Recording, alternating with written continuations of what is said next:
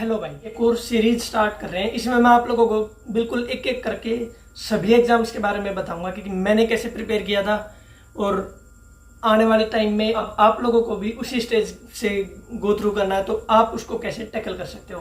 तो मैं जो कुछ बताऊंगा भाई वो अपने पर्सनल एक्सपीरियंस पे बताऊंगा, कोई भी इसमें एक्सपर्ट एडवाइस मत सोचना। और इसके अलावा कुछ भी ऐसी गलती हो जाए भाई मेरे से तो प्लीज़ थोड़ा कोप अप कर लेना, ठीक है। चलिए भी स्टार्ट करते हैं। मैं एक बार पहले अपने बारे में बता देता हूँ थोड़ा सा। देखो 2018 में ही मैंने सारे एग्जाम देने स्टार्ट किए थे टीचिंग के, और उसी टाइम से प्रिपरेशन स्टार्ट की थी मैंने मार्च अप्रैल के आसपास, और नवंबर में फिर ऐसे ऐसे करके मेरे सारे एग्जाम थे। उससे पहले 2017 में मैंने एसटेट का एग्जाम क्लियर कर दिया था। तो सीटेट के लिए मैंने पर्टिकुलरली इतना प्रिपेयर नहीं किया था जितना एसटेट के लिए किया था। कैसे? क्योंकि सीटेट के टाइम पर मैं डीएसएसबी की प्रिपरेशन कर रहा था, साथ साथ केवी की प्रिपरेशन कर रहा था, और एमसीडी डीओई दोनों हो गए ना, और फिर साथ में सीटेट तो आ ही गया, ये था। लेकिन एसटेट के टाइम पे मैं केवल एसटेट की प्रिपरेशन कर रहा था, और ये हमें वेल नोन फैक्ट है कि एसटेट का जो लेवल आता है वो सीटेट से काफ़ी ज़्यादा बढ़िया आता है। प्राइमरी की अलग बात कर रहा हूँ, पीआरटी लेवल 1 का।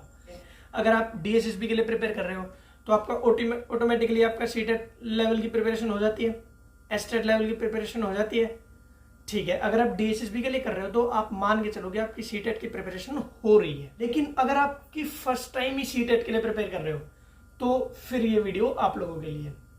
तो मिलके एक बेसिक सा स्ट्रक्चर तैयार करते हैं अपनी स्ट्रेटेजी का, और फिर बताना आपको कैसी लगी वीडियो। स्टार्ट करते हैं अभी। मैंने प्रिपेयर किया था भाई एसटेट के लिए। तो जो मैंने एसटेट के लिए प्रिपेयर किया था वो आपकी सीटेट में एज इट इज बहुत हेल्पफुल होगा, क्योंकि एसटेट का लेवल काफ़ी अच्छा आता है। और जो मैंने उसमें चीज़ें, जो स्ट्रेटेजी, जो बुक्स और वो सारी चीज़ें उसमें यूज़ की थी, आप उसको सीटेट में यूज़ कर सकते हो। क्योंकि कुछ भी हो, देखो कंटेंट थोड़ा ऊपर नीचे हो सकता है लेकिन टेक्निक्स तो वही रहती हैं। मैथ्स का लेवल थोड़ा सा ऊपर हो सकता है लेकिन क्वेश्चंस तो प्रैक्टिस करोगे ही ना, दोनों में ही, चाहे लो लेवल हो चाहे हाई लेवल हो। सबसे पहले आपको एक बार सीटेट के बारे में बता देता हूँ। सीटेट के भाई 30 मार्क्स के 5 पार्ट्स होते हैं। 30 मार्क्स के, कोई नेगेटिव मार्किंग नहीं होती। आप फ्री हो अपने तुक्के लगाने के लिए। आपको जो अप्रोक्स आइडिया है जिस आंसर के बारे में, उसको टिक करने के लिए आप बिल्कुल फ्री हो। कोई आपको नेगेटिव मार्किंग नहीं होने वाली है। अभी बताऊंगा मैं आपको हमारे टाइम में और अब जो सीटेट होने वाला है उनमें क्या क्या थोड़ा थोड़ा पॉसिबल चेंजेस हो सकते हैं। जो मेन बेसिक सा चेंज है वो तो सबसे दिखने वाला यही है कि हमारे टाइम पर ऑफलाइन होता था एग्जाम, आपके टाइम पे ऑनलाइन है। हमारे टाइम पर क्या था कि 2 साल बाद हो रहा था सीटेट ऑलमोस्ट, आपके टाइम पे अभी हुआ था, उसके बाद अब फिर हो रहा है। थर्ड, इन्होंने ऑलरेडी 1-2 लेटर्स आ चुके हैं कि भी आपकी साइकोलॉजी या फिर जो भी जिस तरह के भी क्वेश्चंस पूछे जाएंगे ना, उनमें थोड़ा सा साइकोलॉजी को लेकर या आपके जो क्वेश्चंस का बैकग्राउंड है वो थोड़ा सा चेंज कर देंगे ये। जैसे अगर आपसे डायरेक्ट पियाजे के बारे में ना पूछ के वो ये पूछ लेंगे कि भी पियाजे की इस थ्योरी का हम क्लासरूम में कैसे उपयोग कर सकते हो। दोनों में से जो जो हमने बताई है उसमें से आप ये बता दीजिए कि कौन सी पियाजे की थ्योरी पर्टिकुलरली ठीक उपयोग हुई है इनमें से। तो इस टाइप से स्टेटमेंट वाले क्वेश्चन देने स्टार्ट कर सकते हैं।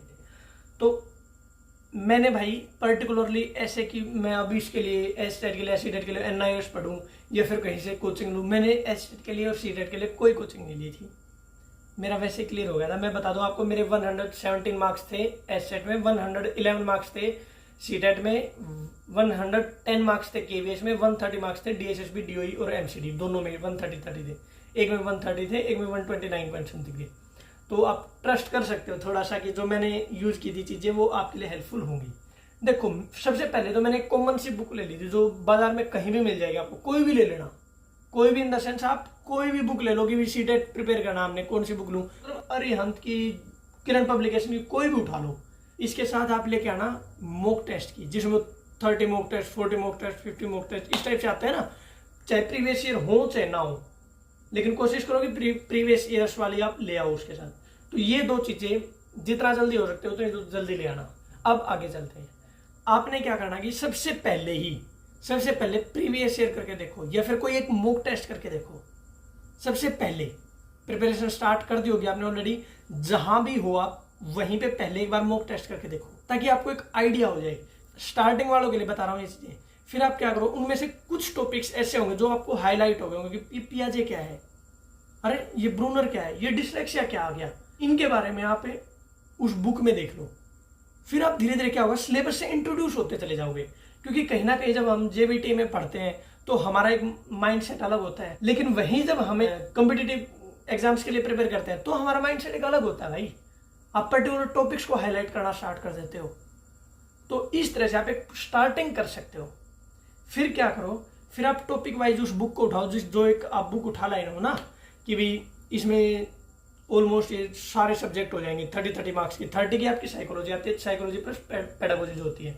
30 मार्क्स की हिंदी आएगी, 30 मार्क्स की इंग्लिश आएगी, 30 मार्क्स की आपकी ईवीएस और 30 मार्क्स का आपके आएगा मैथ्स। हो गया ना 150 मार्क्स। तो ऐसे आएंगे। अब सुनो, सबसे पहला जो हमारा मेन होता है वो होता है पेडागोजी या फिर साइकोलॉजी, जो सबसे पहला फर्स्ट टॉपिक होता है हमारा। तो उसके लिए आप उस बुक को ले लो जो आपकी कॉमन बुक है, एक आप लेके आए हो, वहां से आप स्टार्टिंग से कर दो बिल्कुल।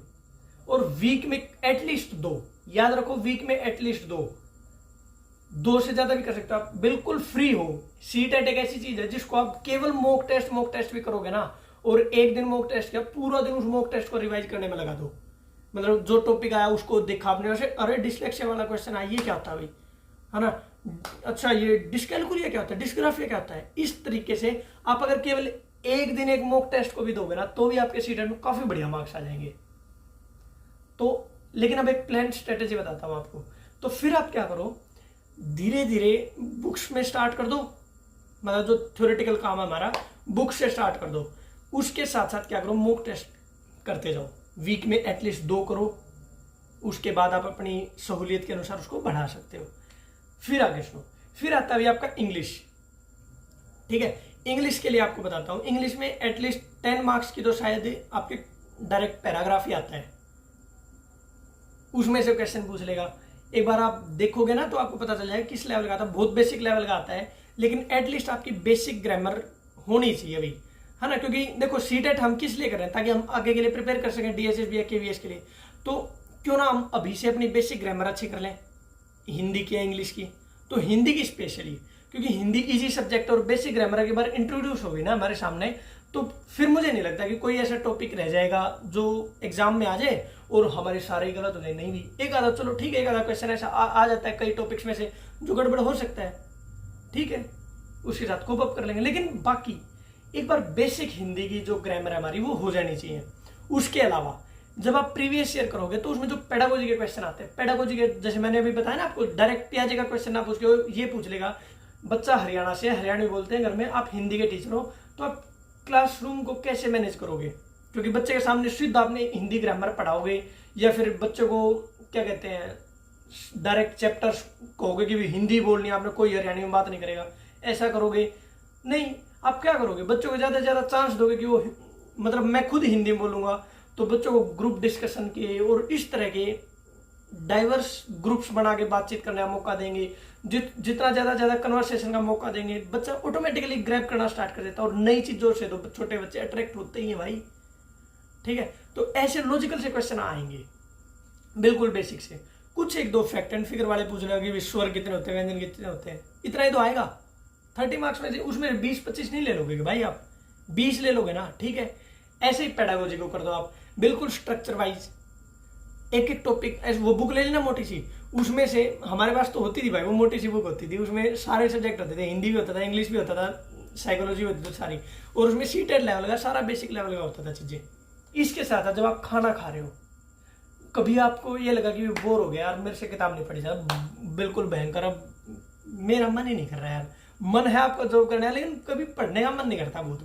बहुत बार होता है यार, मैं तो वीडियो बनाता हूँ, यूट्यूब पे काम करता हूँ, मेरा तो वो भी काम करने का मन नहीं करता कई बार, ठीक है। तो उस टाइम क्या कर सकते हो आप, उस टाइम में आप मॉक टेस्ट कर लो, प्रीवियस ईयर उस पर्टिकुलर सब्जेक्ट के कर लो, या फिर देखो हिमांशी मैम है लेट्स लर्न पे, अध्ययन मंत्रा पे है रोहित सर, प्रतीक शिवालिक सर है, इतने हैं यार, आप मतलब उनसे पढ़ लो, कोई भी टॉपिक उठाओ, यूट्यूब पे सर्च किया मिल गया आपको, आप एक पुश दे सकते हो, ठीक है ना।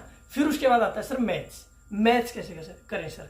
मैथ्स बिल्कुल बेसिक लेवल का आता है भाई, जो देखो एलसीएम एचसीएफ हुआ, छोटा मोटा एवरेज का आ गया, टाइम डिस्टेंस का आ गया, ऐसे छोटे बेसिक से क्वेश्चन आ जाते हैं। इसके अलावा सीटेट में क्या आ जाएगा, आपसे मैथ्स के बारे में ही पूछ रहे हैं कि मैथ्स में बच्चे को आप क्लास में आपने एरिया एंड पैरामीटर वाला चैप्टर पढ़ाना है, तो आप बताओ कैसे इंट्रोड्यूस करवाओगे। आप बच्चों को एरिया लेंथ इंटू ब्रेथ करके समझाओगे, या फिर उनको थ्योरेटिकली फॉर्मूले याद करवा दोगे, कैसे करवाओगे? तो जाहिर सी बात है भाई, बच्चे ऐसे करवाओगे तो फिर तो ट्रेडिशनल मेथड ही ना है। सोच के देखो, कल को टीचर बन गया आप, और अगर हम भी जवान नौजवान जो यंग जनरेशन, अगर वो भी ऐसे ही लेंथ इंटू ब्रेथ करवाने लगी तो फिर हमारा टीचर बनने का फिर क्या फायदा? तो एटलीस्ट हमारे पास कुछ ऐसे रिसोर्सेज यूज करेंगे सर हम।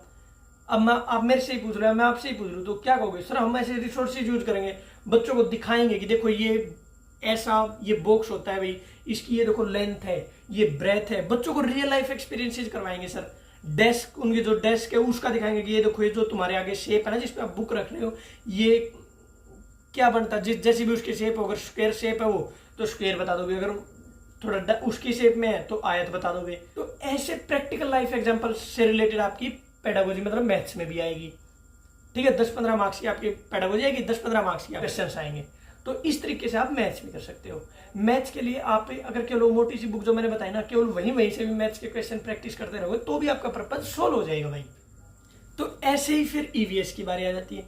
ईवीएस का देखो मैं बता रहा हूँ, बाकियों ने भी खूब पढ़ाया होगा, आप ये मत सोचना कि मैं एक पर्टिकुलर बंदे को प्रमोट कर रहा हूँ, नहीं, मैं वो बता रहा हूँ भाई जहां से मुझे सोर्स अच्छा लगा मैं वो आपको बता रहा हूँ।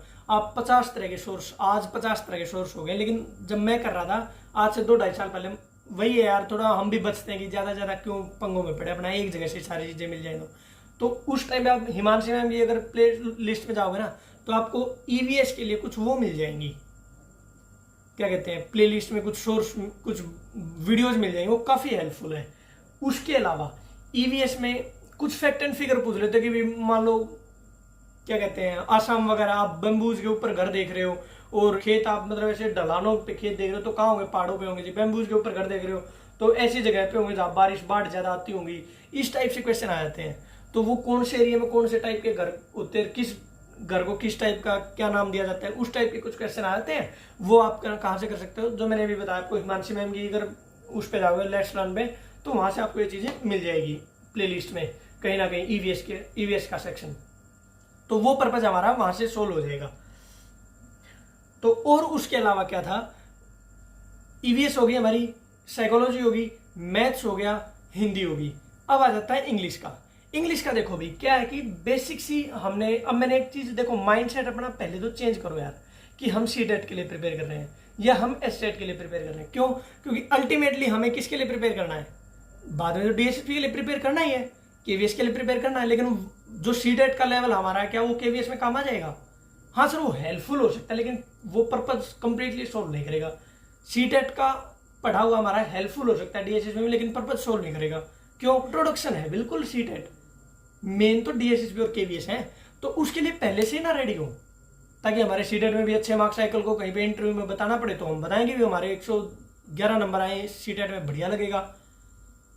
ठीक है ना? देखो मार्क्स आपकी वो नहीं कहते, पोटेंशियल को तो नहीं दिखाते भी, लेकिन ये जरूर है कि आपके एटीट्यूड को पक्का दिखा देंगे। वो उस टाइम की कुछ सिचुएशंस को पक्का डिस्क्राइब कर सकते हैं। वो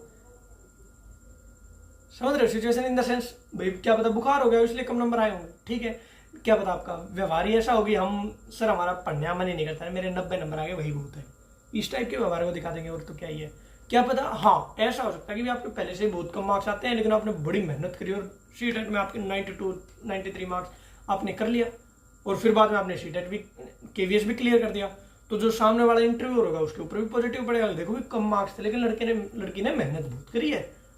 समझ भाई?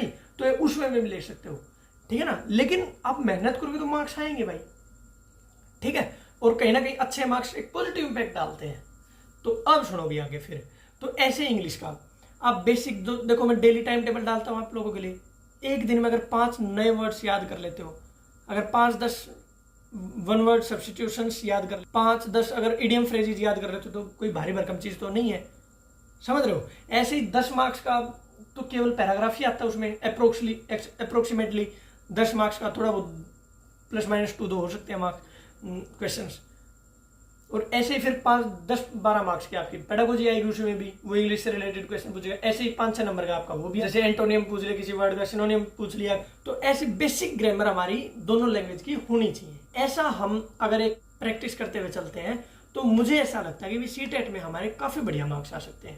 पहले मैं मॉक टेस्ट करता था, मॉक टेस्ट से फिर कोई भी चीज याद करता था, मॉक टेस्ट किया मुझे फिर उसके बाद आगे बढ़ा, फिर मॉक टेस्ट किया, मॉक टेस्ट करते करते ऐसे आगे बढ़ता था मैं।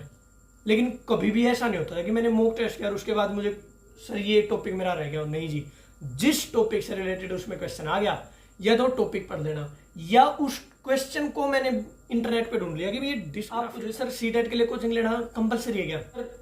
कोचिंग लिए बगैर हम पेपर क्लियर नहीं कर सकते क्या?